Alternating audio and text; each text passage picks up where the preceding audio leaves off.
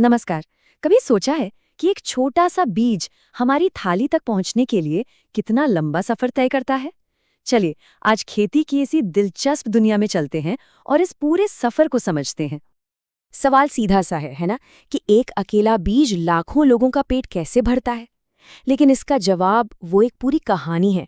तो चलिए, एक बीज के अंकुर बनने से लेकर हमारे भोजन बनने तक के इस कमाल के सफर पर निकलते हैं।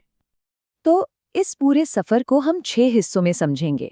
सबसे पहले खेती की बुनियाद क्या है, फिर एक बढ़िया खेत तैयार कैसे होता है, उसके बाद बीज से पौधा बनने का प्रोसेस, फिर आते हैं कुछ बिन बुलाए मेहमान, उनसे कैसे निपटना है, फिर देखेंगे अनाज को इकट्ठा कैसे करते हैं, और आखिर में ये समझेंगे कि ये साइकिल, ये चक्र आखिर कभी रुकता क्यों नहीं है। तो चलिए शुरू करते हैं पहले हिस्से से, खेती की नींव, यानी इसकी बिल्कुल बेसिक बातें। तो सबसे पहला सवाल, ये फसल या क्रॉप है क्या चीज़? बहुत सिंपल है। जब एक ही तरह के पौधे किसी एक जगह पर बहुत बड़े पैमाने पर, मतलब दूर दूर तक वही उगाए जाते हैं, तो उसे कहते हैं फसल। जैसे गेहूं का खेत, वो गेहूं की फसल है। अब भारत में मौसम के हिसाब से फसलें मोटा-मोटी 2 तरह की होती हैं। एक है खरीफ फसलें। ये बारिश के मौसम में उगती हैं, इसलिए इन्हें पानी भी ज़्यादा चाहिए होता है, जैसे कि धान मतलब चावल या फिर मक्का। और दूसरी तरफ है रबी फसलें। ये सर्दियों में बोई जाती हैं और इन्हें पानी कम लगता है। इसमें आता है अपना गेहूं, जिससे रोटी बनती है, या फिर चना और मटर। चलिए, तो अब बेसिक्स क्लियर हो गए हैं।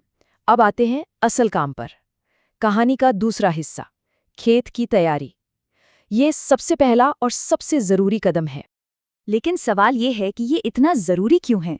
सोचिए, जैसे एक मजबूत बिल्डिंग के लिए एक सॉलिड फाउंडेशन चाहिए ना, बिल्कुल वैसे ही एक अच्छी फसल के लिए उपजाऊ और तैयार मिट्टी चाहिए।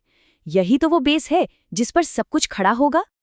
तो मिट्टी को तैयार करने के समझिए 3 मेन स्टेप्स हैं। पहला, जुताई। इसमें हल से मिट्टी को ढीला किया जाता है, उसे पलटा जाता है। फिर दूसरा स्टेप है पोषक तत्व मिलाना। इस ढीली मिट्टी में ह्यूमस, मतलब जो पौधों और जीवों के सड़ने गलने से जो नेचुरल खाद बनती है, वो मिलाई जाती है। और तीसरा, इससे होता क्या है कि पानी और खाद दोनों पौधे की जड़ों तक आसानी से गहराई तक पहुंच पाते हैं, मतलब पौधे को पूरा न्यूट्रिशन मिलता है। ओके, तो खेत अब बिल्कुल तैयार है एक नए जीवन का स्वागत करने के लिए। अब शुरू होती है कहानी बीज से पौधा बनने की। देखते हैं ये कैसे होता है। बुआई यानी सोइंग के लिए सबसे पहले जरूरी है सही बीज चुनना, बेस्ट क्वालिटी का बीज। और इसको परखने का एक बड़ा सिंपल सा तरीका है, बीजों को पानी में डाल दो। जो खराब खोखले बीज होंगे ना, वो हल्के होने की वजह से ऊपर तैरने लगेंगे, बस उन्हें हटा दो। और जब अच्छे बीज मिल गए तो आजकल सीड ड्रिल जैसी मशीनें आती हैं जो हर बीज को एक बराबर गहराई पर बोती हैं। इससे हर पौधे को बढ़ने का बराबर मौका मिलता है। ठीक है, बीज तो बो दिए, लेकिन अब उन्हें जिंदा रहने के लिए, बढ़ने के लिए चाहिए पानी। पौधों को अलग अलग टाइम पर आवश्यकता के अनुसार पानी देने के इसी प्रोसेस को सिंचाई या इरिगेशन कहते हैं। इसके बिना तो बीज बीज ही रह जाएगा। और सिंचाई में भी अब टेक्नोलॉजी काफ़ी आगे आ गई है। जो मॉडर्न तरीके हैं वो पानी बचाने में कमाल का काम करते हैं, जैसे कि ड्रिप इरिगेशन। इसमें पानी सीधे पौधे की जड़ों में बूंद बूंद करके गिरता है, पानी की बिल्कुल बर्बादी नहीं। दूसरा है स्प्रिंकलर सिस्टम, जिसमें घूमते हुए नोजल से पानी फव्वारे की तरह छिड़का जाता है। ये ऊंची नीची या रेतीली जमीन के लिए बहुत बढ़िया है। पानी के साथ साथ पौधों को चाहिए पोषक तत्व यानी न्यूट्रिएंट्स, और ये 2 तरह से दिए जाते हैं, उर्वरक यानी फर्टिलाइजर और खाद यानी मैन्योर। दोनों में फर्क समझना बहुत जरूरी है। फर्टिलाइजर ये फैक्ट्रियों में बनने वाले केमिकल्स हैं, जैसे नाइट्रोजन, फॉस्फोरस, सीधे स्पेसिफिक न्यूट्रिएंट्स देते हैं। दूसरी तरफ है खाद, ये बिल्कुल नेचुरल है, गोबर, पौधों के कचरे, इन सबके सड़ने से बनती है और मिट्टी में ह्यूमस बढ़ाती है। यही सबसे बड़ा फर्क है। फर्टिलाइजर्स का ज्यादा इस्तेमाल पानी को प्रदूषित कर सकता है, जबकि खाद तो एनवायरनमेंट के लिए अच्छी है। तो पौधे बढ़ रहे हैं, खेत लहलहा रहा है, लेकिन हर कहानी में एक विलन होता है। यहाँ भी है। अब एंट्री होती है कुछ बिन बुलाए मेहमानों की, जो फसल के दुश्मन हैं। लेकिन आखिर ये दुश्मन है कौन? ऐसा क्या है जिससे एक बढ़ती हुई फसल को खतरा है? जवाब है खरपतवार, यानी वीड्स। ये वो फालतू के पौधे हैं जो हमारी मेन फसल के साथ साथ उग जाते हैं। और फिर शुरू होती है एक कंपटीशन, एक लड़ाई धूप के लिए, पानी के लिए, मिट्टी के न्यूट्रिएंट्स के लिए। और इस लड़ाई में अक्सर हमारी फसल पीछे रह जाती है, कमजोर पड़ जाती है, और इसका सीधा असर पैदावार पर पड़ता है। तो इन वीड्स से छुटकारा कैसे पाया जाए?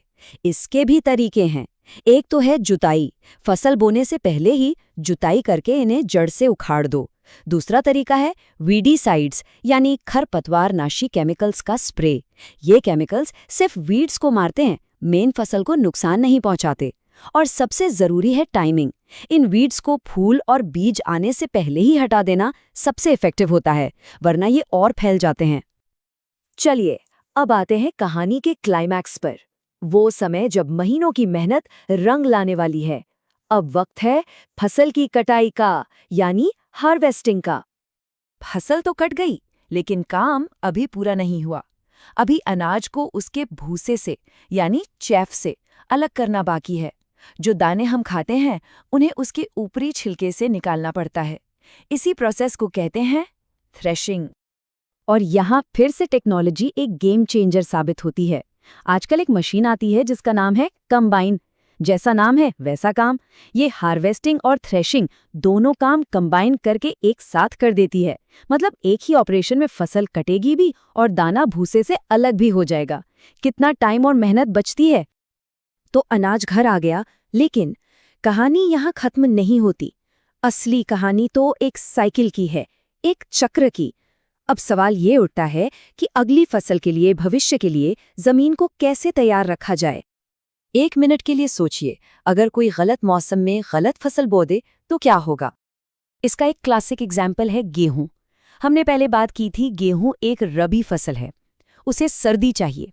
अब अगर उसे बारिश के खरीफ मौसम में बो दिया जाए तो सही टेम्परेचर नहीं मिलेगा, कीड़े मकोड़े लग जाएंगे और नतीजा पूरी की पूरी फसल बर्बाद।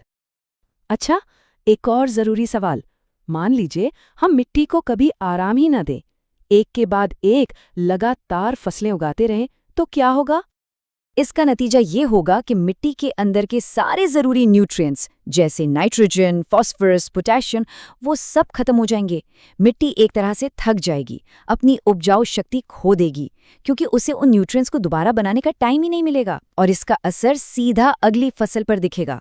पैदावार एकदम से गिर जाएगी। तो आखिर में बात आकर रुकती है इस सवाल पे।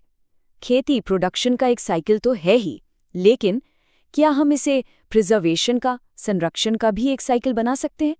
एक ऐसा साइकिल जिसमें हम सिर्फ जमीन से ले नहीं बल्कि उसे लौटाएं भी।